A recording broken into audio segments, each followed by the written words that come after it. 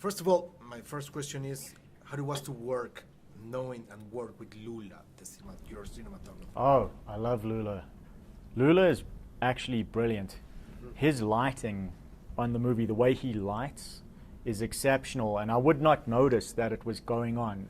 I was busy with something, and then I'd look at the monitor and I'd be like, that's incredible. I didn't see him doing it.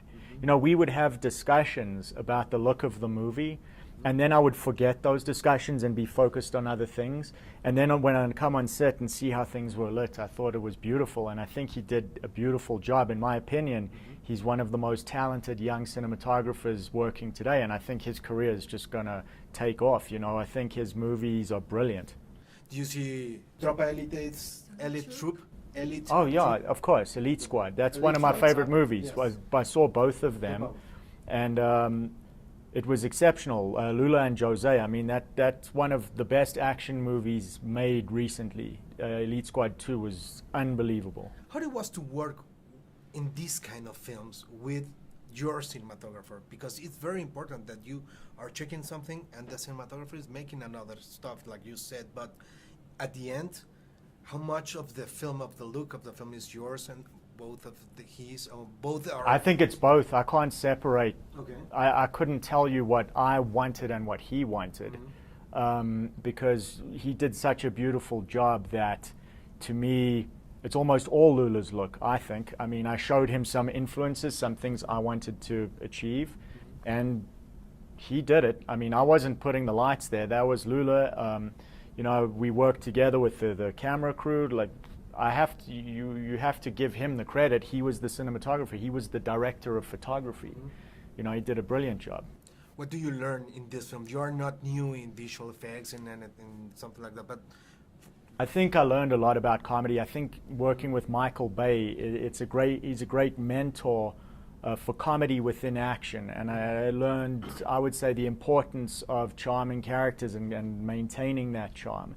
And I'm learning all the time. You know, it's important for me to go to different directors' sets. I was lucky enough 2 months ago to visit David Fincher's set and watch how he directs. I love learning from different people, and the people on my movie, Pablo, the visual effects supervisor, learned so much from him.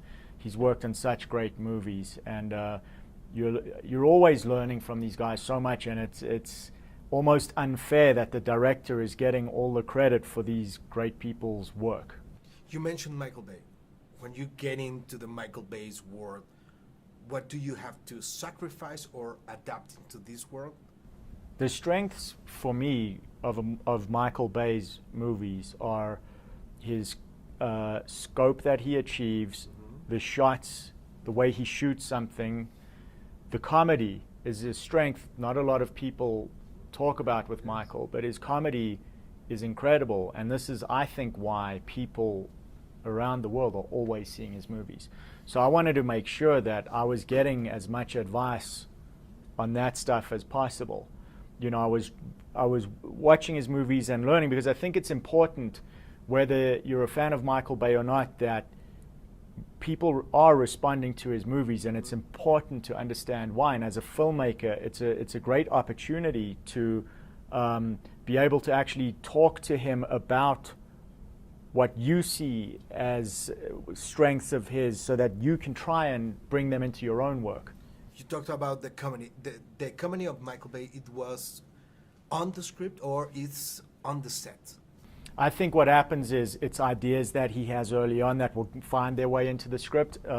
He wasn't on set, but he'll watch edited scenes and he'll say, maybe try this there, maybe try this there. And, you know, you see, oh, that actually works, you know, and so it was sort of, Mike was filming Transformers 4 at the same time, so when we had access to him, we'd try to show him as many things as possible and get his feedback. And a lot of times for Michael, it is about comedy, and it's got to be more fun, it's got to be more charming, and I think the movie benefited so much from that input. My last question, what do you think about editing? It's a painful job for you? No, I think, listen, editing is really, like Jim Cameron says, editing is where you rewrite the script again. And we had a fantastic editor, Joel Negron, who cut 21 Jump Street amongst other movies, and editing is obviously so important, especially with the comedy. It's all about timing, and it's invaluable to have someone with that experience and that eye to help you achieve things that I've never achieved before. You know, I haven't before made a movie that was so much fun, and so it's great to have these guys who are experts in that, advising you, giving you ideas, and that's where I'm learning for the first time new things. Thank you very much for your time. Pleasure, thank you. Gracias. Thank you. Nice to meet you.